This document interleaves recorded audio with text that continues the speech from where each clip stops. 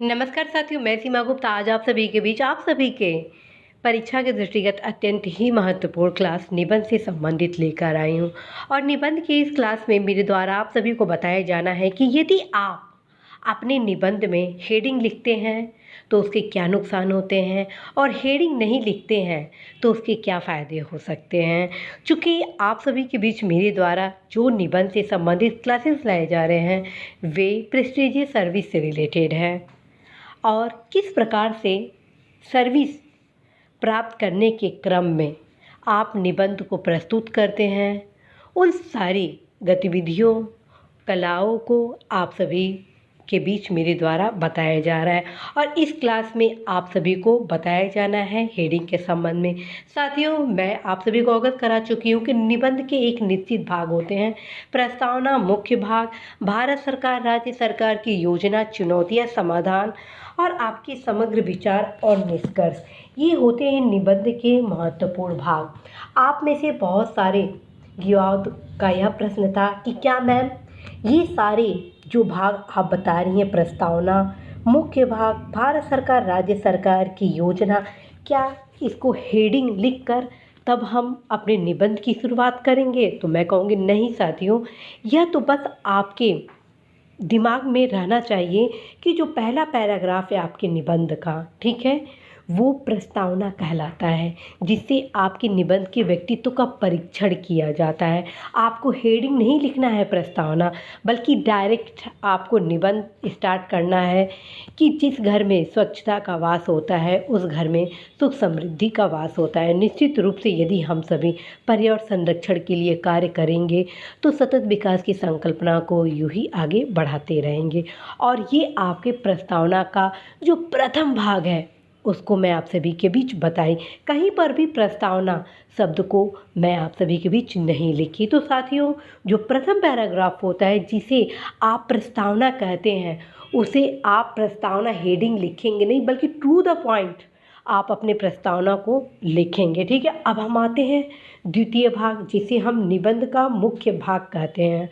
साथियों, निबंध का जो मुख्य भाग होता है ये आप सभी के बीच मेरे द्वारा एक साइंटिफिक क्लास के रूप में लाया गया। सबसे पहले ध्यान रखें, ये प्रोफार्मा जो मेरे द्वारा बनाया गया है आप सभी की क्लासेस लाने के क्रम में साथियों, वो मेरे स्वयं का प्रोफार्मा है जो कि मैं स्वयं अपने एग्ज़ाम के दौरान लिखती थी, निबंध के दौरान। और मैं इस प्रोफार्मा के क्रम में मैक्सिमम अंक निबंध में प्राप्त किए। फिर सोची क्यों नहीं आप सभी को एक सरल शब्दों में निबंध लिखने की कला को बताया जाए। उसके क्रम में आप सभी को समझाने के क्रम में मुख्य भाग के रूप में इस पैराग्राफ के बारे में बताया गया, न कि आपको हेडिंग लिखना है मुख्य भाग, ठीक है। अंडरस्टूड होना चाहिए कि जो सेकंड पैराग्राफ होगा, थर्ड पैराग्राफ होगा, फोर्थ पैराग्राफ होगा, क्योंकि मुख्य भाग आपका 3 पैराग्राफ में कन्वर्ट है, ठीक है। तो ये जो 3 पैराग्राफ है, ऐतिहासिक, फैक्ट, चार्ट, वर्तमान, कहीं पर भी आप किसी भी पैराग्राफ में ऐतिहासिक बिंदु नहीं हेडिंग नहीं डालेंगे, न ही फैक्ट चार्ट के बारे में हेडिंग डालेंगे, न ही वर्तमान के बारे में डालेंगे। इसी प्रकार साथियों, मैं आप सभी को बता रही हूँ कि निबंध का जो तीसरा पार्ट होता है, जो निबंध का 5वां पैराग्राफ होता है, वो भारत सरकार, राज्य सरकार की योजनाओं से रिलेटेड होता है, ठीक है।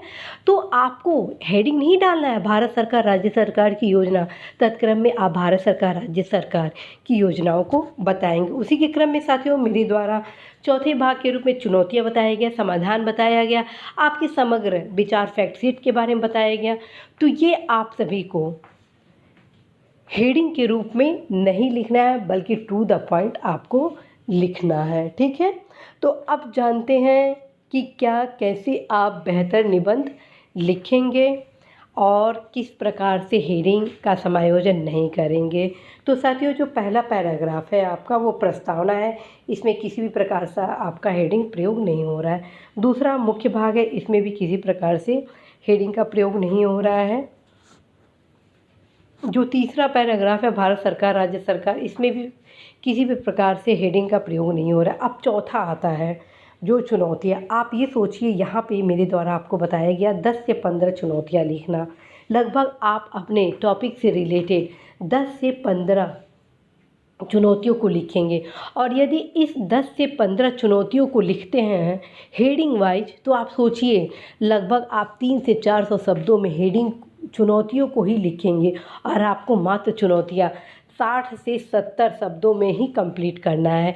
और ये तभी संभव है कि आप true the point fact sheet को चुनौतियों में शामिल करेंगे। ठीक है, कहीं से भी आप किसी भी चुनौतियों को डिस्क्राइब नहीं करेंगे। ठीक, अब हम आते हैं समाधान बिंदु। साथियों, ठीक यही प्रोसेस आपके समाधान के बिंदु में भी आएगा कि आप 15 से 20 जो समाधान पॉइंट निबंध में लिखेंगे, उसमें किसी भी प्रकार से आप समाधान को number 1, number 2, number 3, number 4, number 5, number 6 करके नहीं लिखेंगे, बल्कि टू द पॉइंट कॉमा के माध्यम से सारे 15 से 20 जो समाधान है उसको आप लिख देंगे, ताकि 60-70 शब्द में आपके समाधान से संबंधित सारे जो मुख्य पोर्शन है समाधान का वो आ जाए। और ध्यान रखिए समाधान आपका 2 पैराग्राफ में होता है। ठीक है, इस प्रकार से आप ये देख रहे हैं समाधान कितने शब्दों में हो गया, लगभग 100 से 120 शब्दों में आपके समाधान को रूपांकित किया जाएगा। और जो आपके समग्र विचार होते हैं उसे आप 60-70 में लास्ट में लिखते हैं, जिसमें किसी भी प्रकार से हेडिंग की आवश्यकता नहीं होती। साथियों, यदि आप हेडिंग लिखेंगे तो कहीं ना कहीं आप वर्ड लिमिटेशन क्रॉस करेंगे। आप ये सोचें कम शब्दों में ज़्यादा से ज़्यादा भाव को आपको अभिव्यक्त करना है अपने निबंध के माध्यम से। और साथियों, ये तभी संभव होगा जब आप ऐसी राइटिंग स्किल को डेवलप करें, बार बार ऐसे लिखकर अभ्यास करें। मैं तो आप सभी को कहूँगी कि जितने भी पैराग्राफ है आप सभी के बीच लगभग 21+1 टॉपिक ऐसे से रिलेटेड दिया गया है, जो कि काफ़ी इम्पॉर्टेंट है। आप क्या करें कि जो 21 टॉपिक है, जब आप बैठें, जब भी आप फ्री हो, जब पढ़ने को मन ना करें, तो आप एक निबंध के किसी एक टॉपिक को उठाइए और सोचिए कि इस टॉपिक से रिलेटेड चुनौतियाँ कौन कौन सी हैं।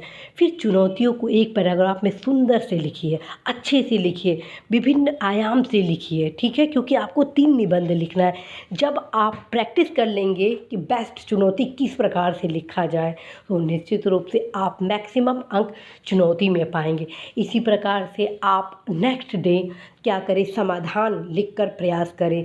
आपके जो समग्र विचार हैं किसी तथ्य पर, किसी टॉपिक पर, उसको कैसे समायोजित करेंगे, निष्कर्ष कैसे लिखेंगे।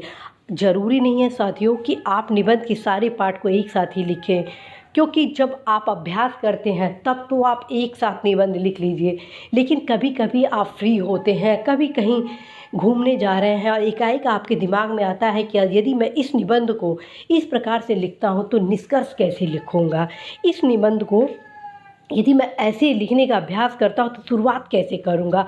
और यदि आप इस कला को डेवलप कर लेते हैं बैठे बैठे साथियों, आप क्या करिए, मोबाइल के व्हाट्सएप को खोलिए। जी हाँ, बैठे बैठे आप जब फ्री हो मोबाइल के व्हाट्सएप को खोलिए, मैसेज अपने मित्रों को अपने भाव में करें कि यदि ये होता तो क्या होता।